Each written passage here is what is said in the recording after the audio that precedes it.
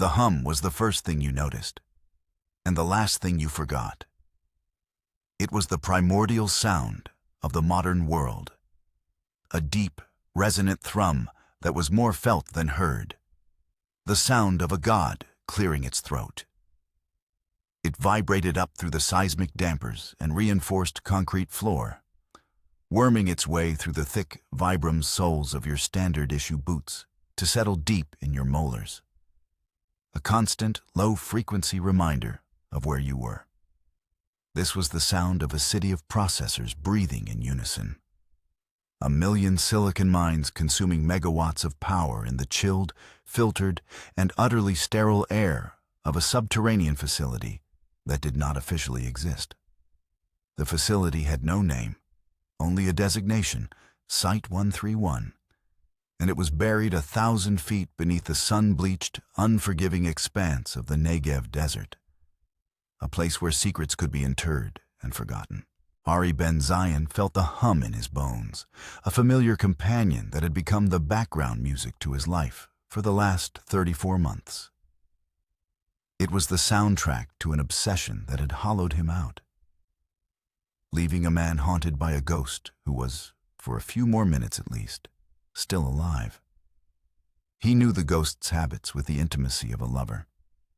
He knew his brand of cologne, a discreet and ruinously expensive ode from a boutique Parisian perfumery called Maison Francis Kurkdjian. He knew the precise way he took his Earl Grey tea.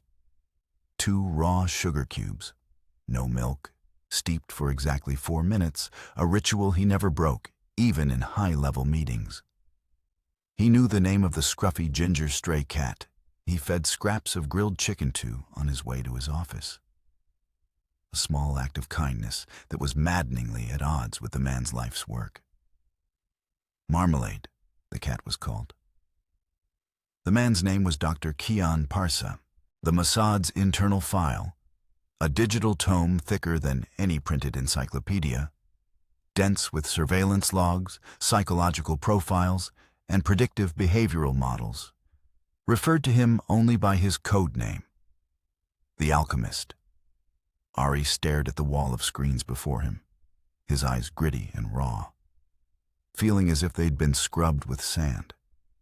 The air in the command center was stale, recycled one too many times, thick with the lingering scent of burnt coffee from a perpetually on machine, the sharp tang of ozone from the electronics, and the faint, acrid smell of human tension, a scent he knew better than any cologne. He had given up smoking 6 years ago, a promise to his now ex-wife. But in moments like these, his fingers still twitched for the phantom comfort of a Camel Light, the familiar ritual of tap, light, and inhale. The central display, a vast 2-meter panel, showed a live satellite feed, a grainy top-down view of a ribbon of asphalt cutting through the dusty outskirts of Absard, a quiet town east of Tehran. The image, relayed from the Amos 9 surveillance satellite hanging in the cold, silent void 36,000 kilometers above the Earth, was updated every half-second, a stuttering, godlike perspective that made the cars below look like insignificant beetles crawling across a dirty floor.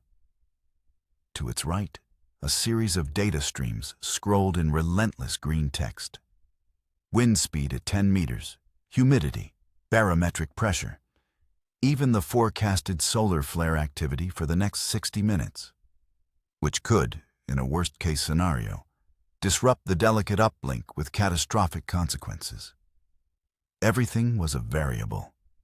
Everything was a potential point of failure in an equation with 1,000 unknowns. "Status, Nava," Ari said, his voice a low, gravelly thing, parched by too much cheap coffee and too little sleep. He didn't turn his head. His gaze, a pair of weary blue eyes reflected in the cold glass of the screens, was locked on that lonely Iranian road. "The Lancet is green across the board, Commander," a voice replied, crisp and confident, cutting through the low hum. Nava Saitan was half his age, a prodigy plucked from the elite Signals Intelligence Unit 8200, whose mind moved at the speed of light. She saw the world not as a messy collection of human conflicts, but as a series of complex logic puzzles waiting to be solved. She sat perfectly poised before her console, a can of sugar-free energy drink sweating condensation onto a coaster beside her, her fingers hovering over a custom ergonomic keyboard. Her posture was a stark contrast to Ari's rumpled, weary slump. Satellite link is stable, frequency hopping between 30.1 and 30.9 gigahertz. Latency is holding at 1.21 seconds. The targeting system is slaved and responsive. All systems nominal. 1.21 seconds. An eternity. In the cold, unforgiving calculus of ballistics, it was a lifetime. A signal traveling from this bunker, screaming up at the speed of light to a geosynchronous satellite hanging in the absolute blackness of space. Then down to a receiver hidden inside a beat-up Nissan Zamyad pickup truck parked by the side of a road 700 miles away. And then all the way back again. In that gulf of time, a bird could fly across the kill zone. A car could swerve to avoid a pothole. The alchemist could bend down to pick up a fallen pen. 1.21 seconds was a chasm of chaos into which the entire operation, codenamed Damocles, could tumble and shatter into a million pieces. "Asset in position?" Ari asked, his knuckles white where he gripped the edge of the console. "Reza confirms." Another analyst, Yossi, chimed in from a station to Ari's left. Yossi was the human element, the one who managed the agents on the ground, the one whose job it was to worry about the flesh and blood pieces on the chessboard. He was older than Nava, with a perpetually worried expression and a habit of rubbing the back of his neck when tense. "He's off the comms. Parked an hour ago. Just another broken-down truck with a farmer cursing his luck. He's walking away now, towards the rendezvous point. He is clean." Ari allowed himself a flicker of relief. A tiny, selfish island in an ocean of tension. The relief was for Reza, a Sayanim, a Jewish Iranian, a patriot whose face they would never see, and whose name they would never speak again after today. He had just performed the riskiest part of the entire operation, driving the Trojan horse into place, parking it at the precise GPS coordinates they had transmitted to him, and then activating its dormant systems with a discrete sequence on a burner phone. Now he had to melt back into the scenery of his own country, a ghost leaving a far more lethal ghost behind. His life and the lives of his family depended on the two never being connected. The Nissan Zamyad sat motionless on the screen. To the passing cars, it was a piece of roadside detritus, a common sight in a country creaking under the weight of international sanctions. A farmer's truck, perhaps, laden with tools and supplies, its engine dead. But beneath a false floor in its cargo bed, concealed under greasy tarps and empty sacks of concrete, lay the pinnacle of remote warfare. It wasn't a missile or a bomb. Those were loud, messy, undeniable acts of state aggression. This was something else entirely. It was a whisper, a stiletto in the dark. The Lancet was a Belgian-made FN Mag 58 general-purpose machine gun, a workhorse of armies around the world, chosen for its legendary, almost stubborn reliability. But this one had been Frankensteined by Mossad's finest engineers in the Negev Advanced Technology Division into a technological monster. It was bolted to a gyroscopically stabilized, robotic mount capable of microscopic adjustments, compensating for everything from the vibration of a passing truck to the Coriolis effect of the Earth's rotation. A custom-built thermal shroud and liquid cooling system masked its heat signature, making it invisible to all but the most sophisticated sensors. It was fed by a custom-built 20-round box of 7.62mm tungsten core armor-piercing rounds, each one designed to punch through automotive armor and disintegrate on its secondary impact, leaving no ballistic fingerprint for investigators to find. Its optics were not simple glass lenses, but a suite of high-definition cameras, thermal, infrared, and standard optical, all feeding into an onboard computer the size of a shoebox. And that computer was running the most sophisticated and terrifying piece of software Nava's team had ever created, an artificial intelligence targeting system they called Metatron. Metatron, named for the celestial scribe, the voice of God, was the true heart of the weapon. It had been fed every known image of Kian Parsa, grainy surveillance photos from 2 decades ago when he was a student in France, high-definition television appearances where he accepted state awards, family pictures leaked by a disgruntled cousin in Canada. It had studied his gait analysis from drone footage, the unique geography of his face, the specific slope of his shoulders. It had been trained for months on thousands of hours of simulated data, learning to distinguish him from body doubles, from brothers, from strangers in a crowd, in rain, in fog, at dusk. It could, in theory, distinguish him from 1,000 other men of similar height and build with 99.8% accuracy. It was Metatron's job to make the final, sub-millimeter adjustment in that 1.21-second gulf of chaos to ensure the bullet found its mark and only its mark. "Convoys on the move," Yossi announced, his voice tight with anticipation. A new window popped up on the main screen, showing a feed from a Heron drone circling at 30,000 feet. Its K-band transmitter sending a steady, encrypted stream of data on a 26.5 gigahertz carrier wave. A black armored Peugeot 607, a government car, was pulling out of the driveway of Parsa's fortified villa, flanked by 2 motorcycles carrying Islamic Revolutionary Guard Corps outriders and a lead security vehicle. Ari leaned forward, the fabric of his shirt sticking to the sweat on his back. "Talk to me, Nava. Is the vehicle link active?" "It is. The tracker our man in the motor pool planted on the Peugeot's chassis is screaming loud and clear. We have its speed, its vector, even its RPM. I'm feeding it all to the Lancet's onboard system. It knows the convoy is coming. It's anticipating." This was the ballet. The years of planning, the months of surveillance, the weeks of nerve-shredding tension, all culminating in these final, fleeting minutes. Kian Parsa was not just a scientist. He was the father of Iran's clandestine nuclear weapons program, the visionary who had picked up the shattered pieces after the Stuxnet virus had crippled their centrifuges years ago.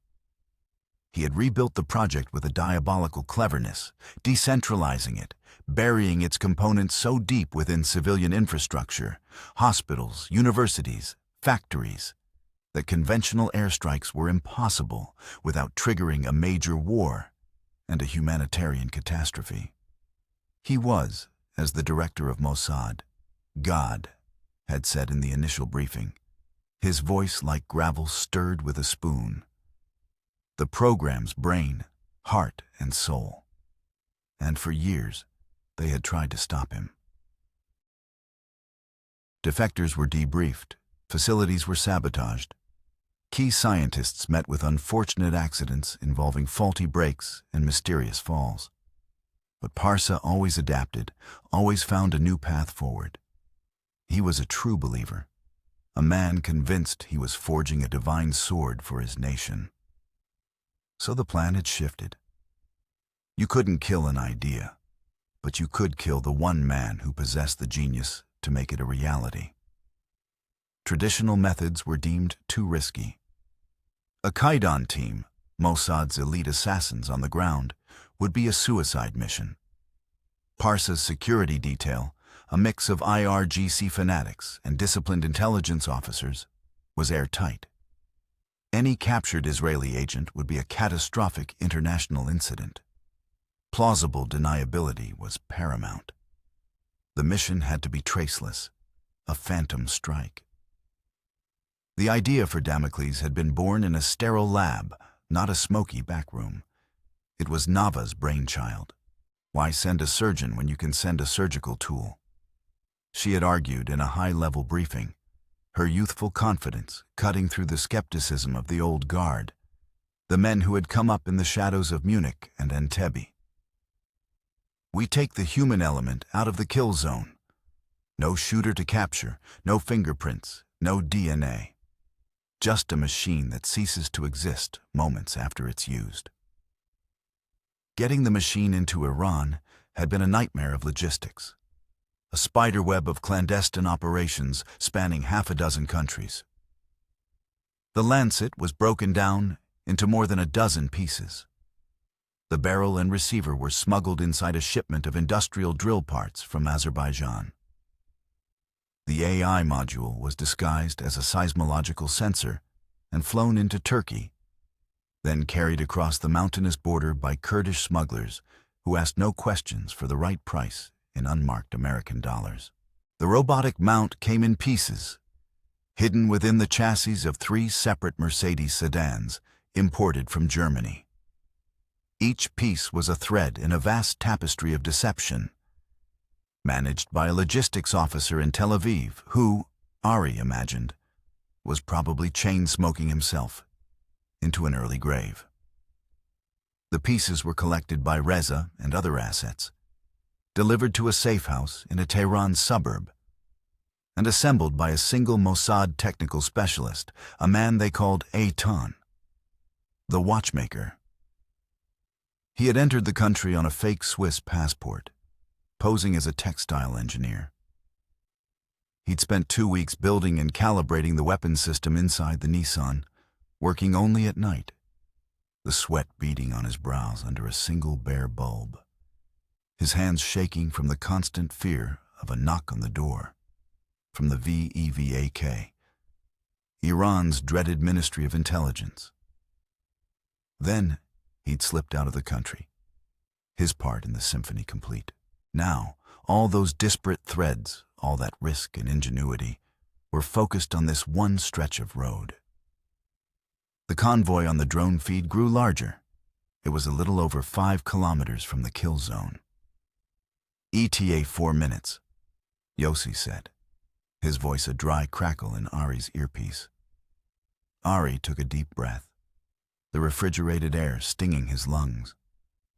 He could feel his heart hammering against his ribs, a frantic drumbeat against the steady, indifferent hum of the facility. He was a field agent once, a Katza who had lived by his wits in the alleys of Beirut and Damascus. He preferred the grit, the feel of a fake passport in his pocket, the electric thrill of a dead drop, the smell of cardamom and fear. This was different. This was clean, remote, antiseptic. It felt unnatural. He was a puppeteer pulling strings from a world away, about to extinguish a life with a mouse click. He remembered a night in Aleppo, years ago, lying on a rooftop for 18 hours, the gravel digging into his skin, waiting for a target who never showed. The mission was a failure, but it had felt real. This felt like a video game, and he wasn't sure if that made him a coward or a professional. Nava, activate Metatron. Let it see, he commanded, his own voice sounding distant to him. Aye, Commander. Waking the angel. On her screen, lines of code cascaded. She typed a final command string. Initiate _Metatron _V 3.7 target parsa.exe and hit enter. On the main screen, the view from the Nissan Zamyad flickered to life. It was a gun's eye view, looking through a powerful scope down the road. The world was magnified, stabilized, and terrifyingly clear. A green targeting box appeared in the center of the screen, twitching slightly as the system calibrated itself against the distant horizon, tasting the digital wind. System is acquiring, Nava reported. It's analyzing thermal drift from the asphalt, calculating atmospheric distortion using laser refraction. It knows what it's waiting for. The drone feed showed the convoy approaching a roundabout, the one they knew Parsa used every Thursday to visit his daughter and her family in their country home. This was his one predictable weakness, the single crack in his otherwise impenetrable routine: his love for his grandchildren. For a few hours every week, he allowed himself a sliver of normal life, and in that predictable pattern, they had found their opening. 2 kilometers, Yossi said. The gun cam view was steady as a rock. A civilian car, a white Saipa sedan, drove past, its occupants oblivious, likely arguing about what to have for dinner. The AI's green box flickered over it for a fraction of a second and dismissed it completely. It wasn't the right shape, the right color, the right electronic signature from the tracker. "He's coming," Ari whispered, more to himself than to anyone else. "Lead security vehicle is entering the kill zone," Yossi announced. The black SUV appeared in the gun cam, a dark shape growing rapidly larger. The AI's green box painted it for a moment, analyzed it against its threat parameters, and dismissed it. Not the target.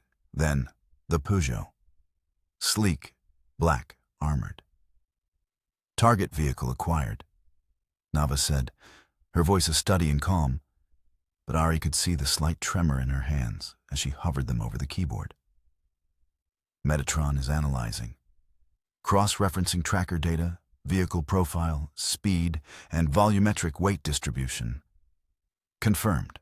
That's his car. The green box locked onto the Peugeot's windshield, tracking it with inhuman smoothness. Ari could see the driver, a man with a thick mustache.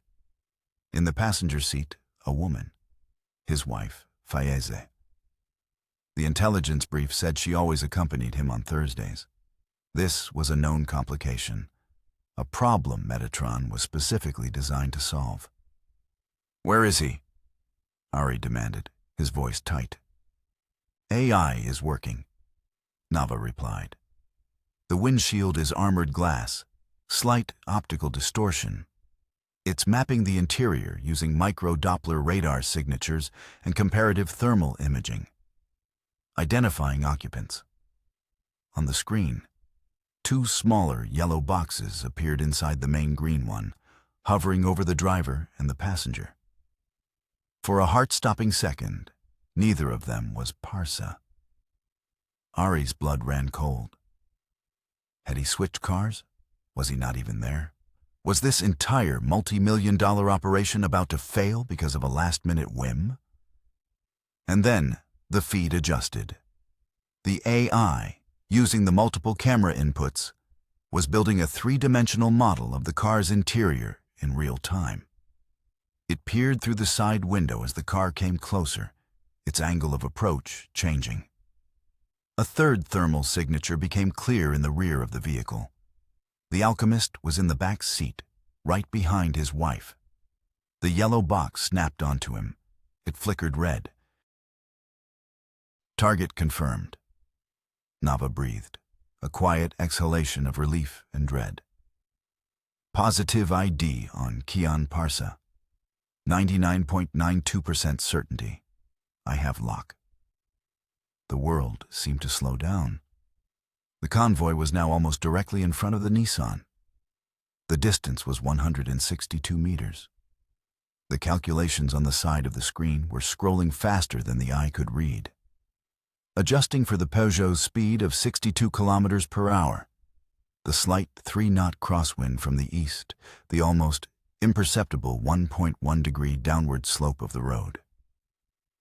"He's ours," Yossi said, his voice filled with a grim satisfaction.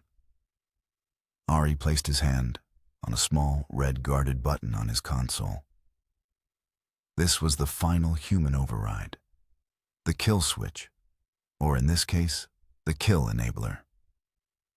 The AI was locked and ready. but it would not fire without his authorization. It was the one thin strand of human accountability they had insisted on leaving in the system, a final moral firewall in a process that had none.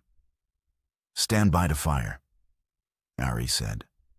His throat was a desert.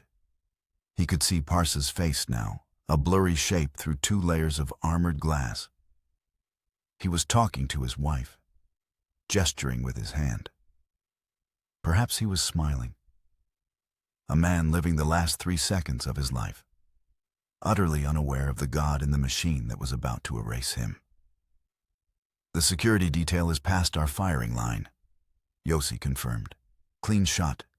No collateral vehicles in the immediate backstop." "Nava, confirm target isolation," Ari ordered.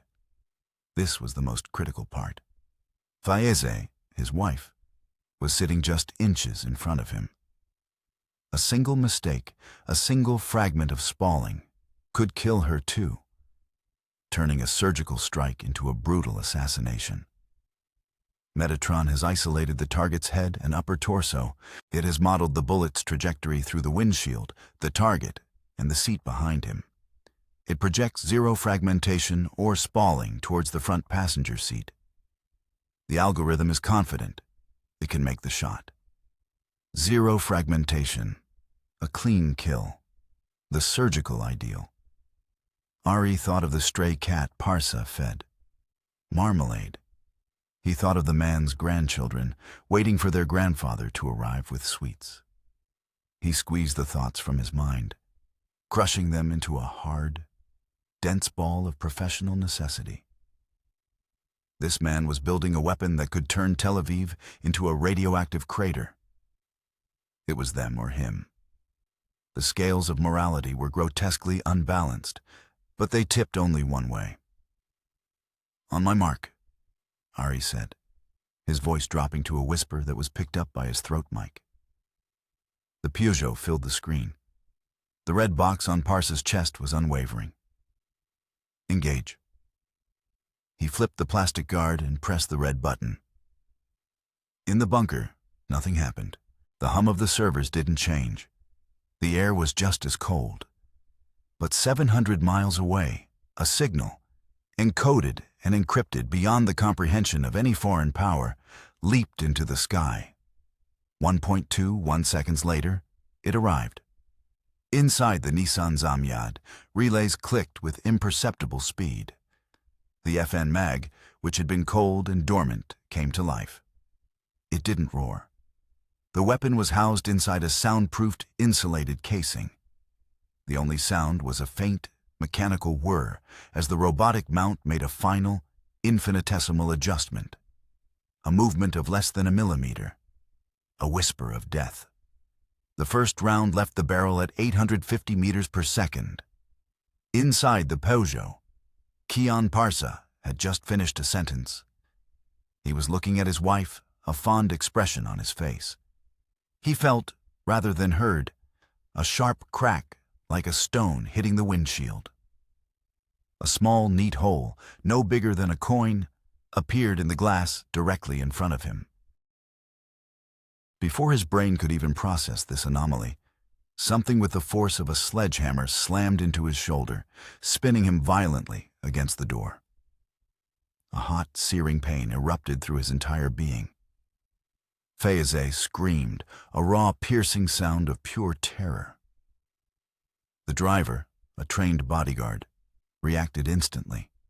He stomped on the accelerator, his training screaming at him to get out of the kill zone. But he was reacting to a ghost. The attack wasn't coming from a sniper on a rooftop or an assassin by the road. It was coming from a broken-down truck they had already passed. As the car lurched forward, the Lancet adjusted. It tracked the accelerating vehicle, and Metatron, its cold logic utterly devoid of panic, recalculated in microseconds. It had registered the first shot as a non-fatal wound. It had analyzed the change in the target's posture, the sudden acceleration of the vehicle. A second round was already chambered. Crack. The second round tore through the exact same hole in the windshield, a feat of impossible marksmanship. This one struck Parsa in the spine, severing it instantly. His body went rigid, then limp, a puppet with its strings cut. The driver was screaming into his radio, the car swerving wildly. Faize was hysterical, turning to her husband, her hands covered in his blood. She saw his eyes, wide and vacant, staring at nothing. But Metatron wasn't finished. The mission parameters were clear. Confirm the termination. Parsa's thermal signature was fading, but he was not cold. The AI, emotionless, registered a continued, albeit failing, biological function. It fired a third time, and a fourth. The round struck the dead man in the chest, ensuring the work was done. Each tungsten core bullet passed within a hand's breadth of his terrified, screaming wife. A final, chilling testament to the machine's perfect, monstrous precision. In the Mossad bunker, they watched it all on the silent, grainy feed. They saw the car swerve. They saw the body slump. They saw the red box on the screen flicker and then extinguish, replaced by a single, stark word in green text. Terminated. "Target is down! Target is down!" Yossi yelled, a crack of triumph in his professional voice. The chaos outside was just beginning. The lead security vehicle was screeching to a halt, bodyguards piling out with their weapons drawn, utterly confused, scanning the empty hillsides for a shooter who wasn't there. "The show's not over," Ari said, his voice flat and cold. "Nava, initiate Phase 3. "Initiating," she confirmed, her fingers flying across her keyboard. "Sending the final command. Goodbye, Lancet." In the back of the Nissan Zamyad, a different set of relays clicked. A small battery sent a powerful charge to 16 strategically placed blocks of Semtex packed around the weapons system, the AI module, and the power supply. The mission wasn't just to kill Parsa. It was to erase the weapon that did it, to leave behind a mystery, not evidence. A 16-second timer began its silent countdown. On the road, one of the bodyguards, sharper than the rest, finally noticed the beat-up Nissan. It was the only thing close. He thought he saw a wisp of smoke, a trick of the light from the gun's heavily suppressed barrel. He raised his rifle and started running towards it, shouting at his comrades. He was 10 meters away when the truck vaporized. The explosion was immense.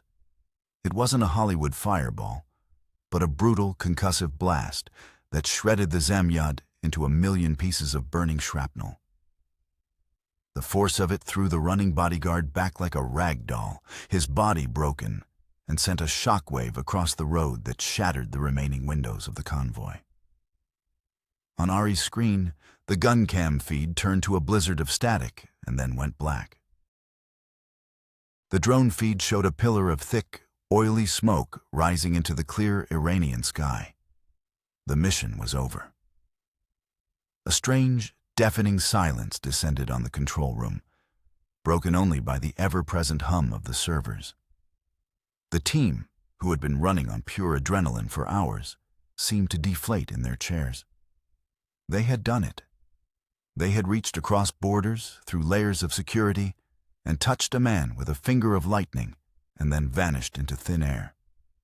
"Signal from Reza," Yossi said quietly, looking at a small encrypted messaging window. "One word. Shalom." "He's clear," Ari said. He felt a wave of exhaustion so profound it was almost dizzying. He closed his eyes for a moment. The image of the black smoke burned onto the inside of his eyelids. They had just started a fire, and the whole world would be watching the smoke, wondering about the spark. The official story from Tehran came within the hour. It was a masterpiece of confused panic. At first, they called it a terrorist ambush by unknown assailants. Then, a shootout between his bodyguards and a sniper. Some reports mentioned a roadside bomb. They sealed off the area, but it was too late. The evidence was a crater filled with twisted metal. There were no bullets to be found. There was no sniper nest. There were no foreign fingerprints. It was a perfect crime. For 3 days, the team in the Negev analyzed the data, replayed the feeds, and compiled their after-action reports. Nava was able to pull the final data packet the Lancet had sent just milliseconds before its destruction. It contained the telemetry of every shot, the AI's final calculations. She looked at it with a kind of detached maternal pride. Her creation had performed flawlessly. On the 4th day, Gad, the director, came down to the bunker. He was a small, unassuming man with weary eyes that seemed to have seen the entire sordid history of the world. He shook each team member's hand. "The world is a safer place today because of what you did in this room," he told them, his voice soft but resonant. "You cut the head off the snake. The program is in disarray. Their scientists are terrified. They don't know who or what to look for. A ghost. You've given us years." He looked directly at Ari, his gaze penetrating. "You should be proud, Ari. This was a masterpiece." Ari just nodded. He didn't feel proud. He felt hollowed out. He had done his job. He had protected his country. But he couldn't shake the image of Faiza Parsa, screaming in the car, her husband's life erupting all around her. The precision of the machine didn't make the act any less brutal. It just made it more efficient, more sterile, more damnable. That night, Ari couldn't sleep. The hum of the servers felt different now, less like a sound of power and more like a low, mocking laugh. He sat alone in the darkened control room, the ghost-like reflections of the blank screens staring back at him. Something was wrong. The operation had been too clean, too perfect. In his years as a Katsa, he had learned one immutable truth. Nothing is ever perfect. Perfection is a lie. Perfection is the best camouflage. Driven by an instinct he thought had been dulled by years behind a desk, he walked over to the main communications console. He pulled up the secure archive of the operation. He didn't know what he was looking for. Just a loose thread, a detail that didn't fit. He bypassed the mission files and went for the raw intelligence that had been collected in the months leading up to it. Terabytes of data. Signals intelligence from the NSA, human intelligence from their assets in Tehran, satellite imagery, a digital mountain of secrets. He started with Aitan, the watchmaker. He found the file detailing the Iranian counter-espionage surveillance on the Swiss textile engineer. He read that they had followed Aitan for 3 weeks, a full IRGC team. They had documented his every move. And then, just 2 days before Aitan was scheduled to leave the country, the surveillance had been called off. The reason given in the file, intercepted from an internal Iranian memo, was a lack of suspicious activity. He was deemed a non-threat. They had let him go. Ari's mind reeled. The Iranians, with their legendary paranoia, had their man, the one physical link to the entire operation, and they had simply let him go. It made no sense. Unless... He stood up, a cold dread coiling in his stomach. He began to cross-reference everything. Communications from within the Iranian intelligence ministry, financial transfers, troop movements. For hours he dug, a digital archaeologist searching for a shard of truth in a city of lies. And then he found it. A single, heavily encrypted burst transmission sent from a known IRGC communications hub in Tehran to a numbered bank account in Macau. The transmission had been flagged by an NSA listening post, but dismissed as routine financial data. Nava was sleeping in her bunk down the hall, but Ari woke her. He didn't care. "I need you to break this," he said, his voice urgent, pointing to the string of code on the screen. Now. It took her 2 hours. her fingers a blur on the keyboard in a silent, furious duel with an unknown Iranian cryptographer. She bypassed layers of encryption that were military-grade, peeling them back one by one with a surgeon's focus. Ari stood behind her, the hum of the servers a roaring in his ears. Finally, she broke through. The message wasn't long. It was a transfer confirmation for $5 million, followed by a short note. The package is on his way out. The bait is set. God is with us. Ari felt the floor drop out from under him. The bait. It all clicked into place with sickening, horrifying clarity. The Iranians knew. Not everything, but enough. They must have suspected a major operation was coming. They had caught a whiff of Eitan, their one tangible lead. But instead of arresting him and rolling up the network, they had made a calculated, cynical, and brilliant decision. They had let him go. They had let the operation proceed. They had sacrificed Kian Parsa. He was their most brilliant mind, but he was also their most visible. A symbol. They knew they couldn't protect him forever. So they traded him. They let Mossad have their spectacular, high-tech victory. They let them kill the alchemist with their phantom gun. And in doing so, they had allowed Iran to play the ultimate victim on the world stage, to gain sympathy, to rally international support against perceived Israeli aggression. But more than that, they had protected the real prize. Ari frantically searched the intelligence database for Parsa's protégés, the younger generation of scientists he had been training. There were a handful of names, but one stood out. A young, unassuming physicist named Farhad Asghari. He was brilliant, but he had always been kept in the background, out of the spotlight. His file was thin, his last known location